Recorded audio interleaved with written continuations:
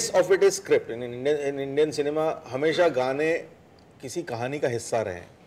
किसी कहानी के एक पर्टिकुलर इमोशन को, किसी एक पर्टिकुलर चीज़ को एनहांस करने के लिए, उसको थोड़ा सा और लिरिकल वैल्यू देने के लिए हम लोग गानों का इस्तेमाल करते हैं। दुनिया का कोई और सिनेमा नहीं है जिसमें इस तरह से गानों को इस्तेमाल किया जाता है। हमारे ही सिनेमा में इस्तेमाल किया जाता है, और वो इतने ज़्यादा हमारे सिनेमा का हिस्सा बन चुके हैं कि हम लोग रियलाइज़ भी नहीं करते कि जब कोई स्क्रिप्ट लिख रहा होता है तो वो 3-4 गाने की सिचुएशन लिख ही लेता है, और नहीं तो बैकग्राउंड में लिख लेता है 2 गाने की, यार 2 गाने बैकग्राउंड में डालूंगा, यहाँ पे एक गाना चलेगा सूफी टाइप का और यहाँ पे एक गाना चलेगा किसी और टाइप का। सो हर गाने की पैदाइश होती है उसकी स्क्रिप्ट से। मैं स्क्रिप्ट पढ़ता हूँ, मैं स्क्रिप्ट पढ़ के गाने लिखता हूँ। आजकल के दौर में ऐसे भी लोग हैं जो बिना कुछ जाने भी गाने लिखते हैं, स्क्रिप्ट भी नहीं जानना चाहते, फिल्म का नाम भी नहीं जानना चाहते, वैसे भी गाने बनते हैं। लेकिन जो मेरी तरह के गाने हैं वो सब फिल्म से आए हुए गाने हैं। मैं चरित्रों को समझने की कोशिश करता हूँ। I try to understand the story, I try to understand what part we have to understand 2-3 things in this. One is that what is the song doing? There are songs like, have you all seen Three Idiots? Yes. I'll give you 1 or 2 examples of one song. All is Well depicts a major philosophy of that character Rancho, which is the inherent part of the script, which goes in पूरी film का जो एक philosophy है कि भाई all is well बोलो जब भी आप मुश्किल में हो। तो उस फिलॉसफी को हम थोड़ा सा और अंडरलाइन करके बताने के लिए वो ऑल इज वेल गाना हमने बनाया। उस वक्त पे अगर आपने देखा होगा स्क्रीन प्ले में स्टोरी रुकती है, no, we take a break in the screenplay and the song happens and then the suicide happens, so the screenplay halts for a second. So this is one kind of song which is like showing you. And another kind of song is जाने नहीं देंगे तुझे, जाने तुझे देंगे नहीं. वहाँ पे स्टोरी के साथ में गाना चलता है, where you see the song happening with the story. The song doesn't stop the story. We see progress of that character. वो शर्मन का जो कैरेक्टर है वो ठीक होता जा रहा है ग्रेजुअली उस गाने के अंदर, जिसमें जाने नहीं देंगे तुझे गाना चल रहा है पीछे, और वो दोस्त लोग उसको ठीक करने के लिए क्या क्या कर रहे हैं, क्या क्या नहीं कर रहे. तो ये चीज़ मेरे लिए भी समझना ज़रूरी हो जाती है कि मैं इस गाने में मैं कहानी को, क्या मैं कहानी आगे बढ़ा रहा हूँ या मैं कहानी को रोक रहा हूँ या क्या कर रहा हूँ.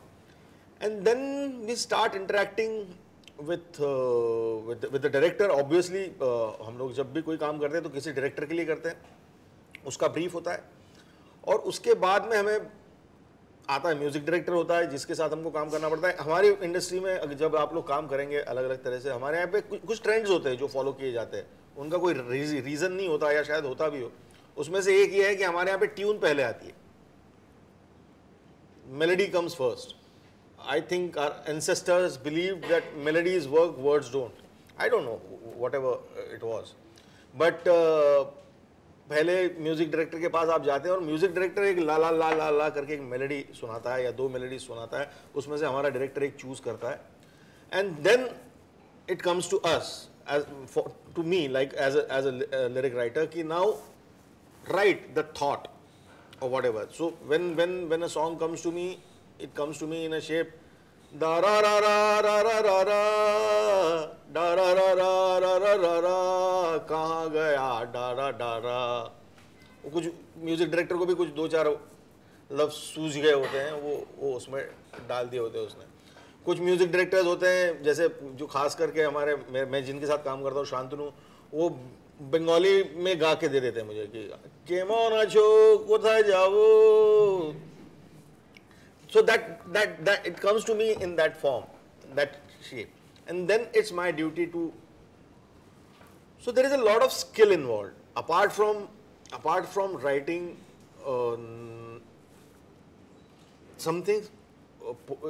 writing something which is of a poetic value, which is serving a specific purpose in the film itself. और उसके अलावा एक स्किल है कि आपको उस धुन में गाने कैसे फिट करने, उस धुन में कैसे अल्फाज आपको डालने. अब वो तीनों ही चीज़ें एक साथ काम करती है। It's a matter of practice, it's a matter of, अब ऐसा भी कुछ लोग कहते हैं कि यार गाने लिखते कैसे हो, अब इसका जवाब देना बहुत ही मुश्किल है। वो वैसे ही है कि आप एक्टिंग कैसे करते हो, या आप सब्जी कैसे बनाते हो। बनाते भाई अच्छी बन जाती है, हमें क्या, किसी की अच्छी बनती किसी की नहीं बनती। तो वो बहुत ही मुश्किल सवाल है। लेकिन हाँ, मैं अपनी जर्नी में आपसे ये बताऊंगा कि मैंने कैसे लिखने शुरू किया। मैंने कोई बचपन में कलम उठा के पहला गीत नहीं लिख दिया था। मैंने I read a lot of poetry, I listened to a lot of lyrics, I always liked lyrics. तो पढ़ते पढ़ते, सुनते सुनते, करते करते करते करते करते, सेल्फ एनालिसिस करते करते, कुछ लिख के फाड़ के दोबारा लिख के, ऐसा करते करते करते मैंने गाने लिखना सीखा। मेरा यह मानना है कि उसमें कोई बहुत बड़ी मिस्ट्री नहीं है, हर कोई कर सकता है।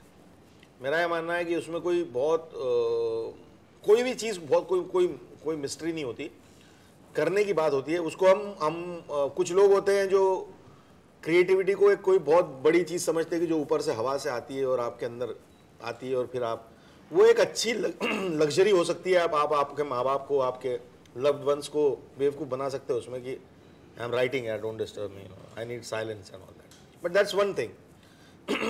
उसके अलावा आप उस चीज़ को, आप किसी भी, आपका काम है कि उसको कैसे पकड़ेंगे, उसको कैसे अपने अंदर लाएंगे।